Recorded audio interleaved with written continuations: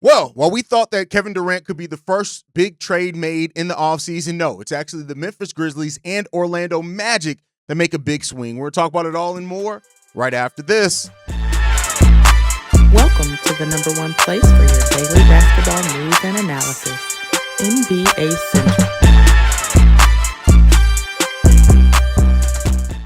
What's going on, NBA fans? Welcome to another episode of NBA Central, your number one spot for everything basketball related. I'm the host, Sarah Hayes, but more importantly, you guys can follow the channel at NBA Central Pod on every social media platform we happen to be on. With that said, we got big trade news. This is unexpected. The Memphis Grizzlies are trading Desmond Bane to the Orlando Magic for KCP, Cole Anthony, 4 unprotected first-round picks, 1 first-round pick swap. This is a huge swing in regards to this. This is crazy.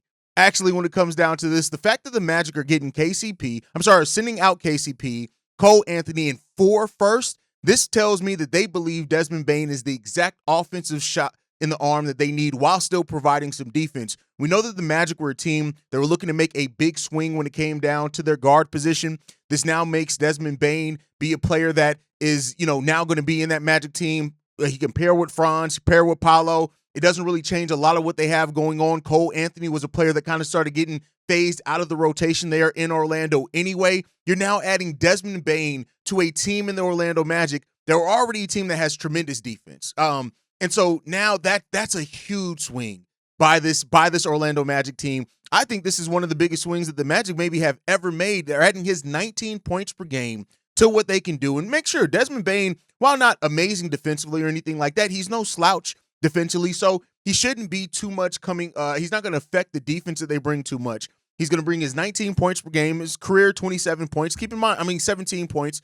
But keep in mind, last year, the season before last, he averaged 23 points and 21 the season before that. So Desmond Bane is a legit scorer that can stretch the ball as well. He's a career 41% three-point shooter, 47% from the field. This helps the Orlando Magic quite a bit be able to make their move in the Eastern Conference and stay up in that conference. And this now for the Memphis Grizzlies signals quite a bit of change in direction for the Memphis Grizzlies team. They're getting 4 first-round picks unprotected first, 4 unprotected first-round picks back for Desmond Bane, which is a great move for that team with what they're looking to do, right? And the fact that they still have Ja Morant there, they still got Jaren Jackson Jr. It was going to get to a point to where maybe they couldn't afford to pay all of those guys. So now you get an opportunity here to make a swing in the draft over the next couple of years,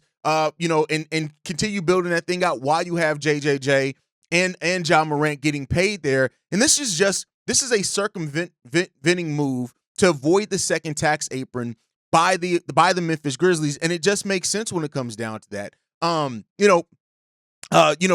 teams, you don't want to have multiple players now making over $25-30 million and still want to maintain some flexibility. So now that they're getting all these first round pick swaps back for them, it helps them stay ahead of the game, ahead of the curve as far as, when it comes down to second tax apron things.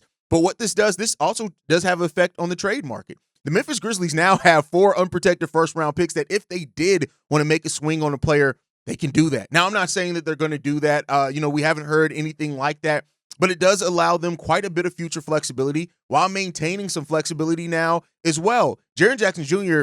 is going into restricted free agency, I think, at the end of next season. So you have that part of it that you need to look at when it comes down to it. So, not restricted. I think he's going into full free agency. So you now have that part, that you don't have to worry about being able to pay and retain that money on that. This is an overall smart deal by the Memphis Grizzlies as well, who, keep in mind, the benefit of the Memphis Grizzlies is they had all their own first-round picks. So you're now getting more first-round picks back. You're going to have multiple first-round picks that you can move if you decide to make a bigger swing later down the road. This is just it's a smart heads-up move by the Memphis Grizzlies. It does mean that they're going to be a little bit worse initially. And, they already had a disappointing season last year. It does mean that they're going to take a bit of a step back, but this now officially starts trade season in the NBA.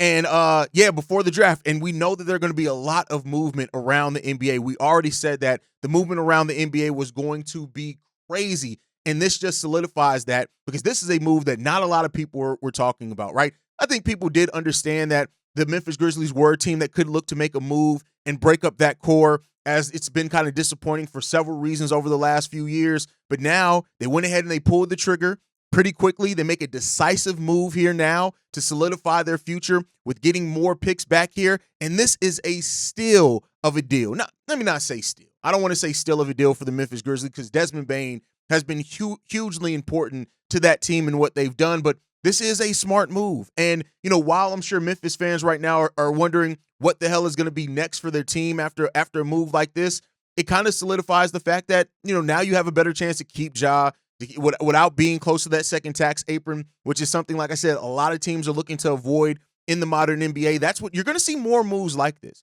especially for teams that have disappointing seasons, are not looked at as straight up contenders. You're going to see this. They now get KCP, who only has 2 years left on his deal, that second year being a player option, which, depending on how some things go, he's 32 years old. It's $21 million for 26-27 season. He's probably going to pick that up. But at that point, he's an expiring contract that you can look to move with some of your picks if you decide to do something. This is a very smart move if you are going to move off of a player like Desmond Bane. And while I know fans like to think of it as, if you're going to move off a player, you got to get a player back that's equally as good, this is a forward-thinking move. You stack the deck with assets now that you can look to do something with later on if you need to make another move. You're going to have expiring contracts, things like that. It's just smart when it comes down to it. Cole Anthony is also basically a one-year deal. He has a team option in 26-27 at the end of next season. So you have some forward flexibility there also. So I don't know what this does for the Orlando Magic. Mo Wagner, who had a team option, I don't know what's going to happen there and what that means for them this season. It probably means that Gary Harris's contract is not going to be picked up, as he had a team option as well. So they can gain some flexibility in there also. But I love this move for both teams for the direction that they're going.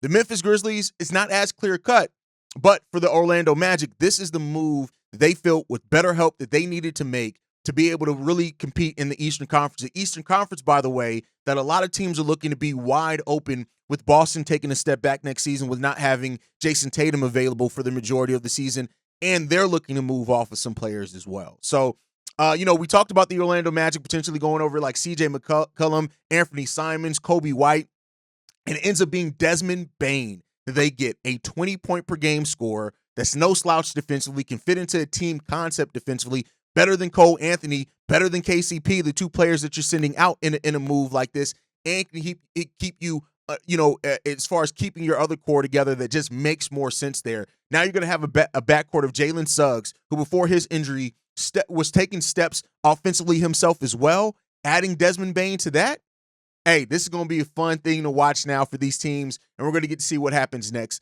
Make sure you guys are following us at NBA Central Pod. You can send us any feedback, questions, comments, concerns, NBA Central Show at gmail.com. And then lastly, if you want to leave a text message and our voicemail for the mailbag, 773-270-2799. We're the number one spot for everything NBA related, and we'll see you guys on the next one. Peace. This has been a presentation of the Breaks Media.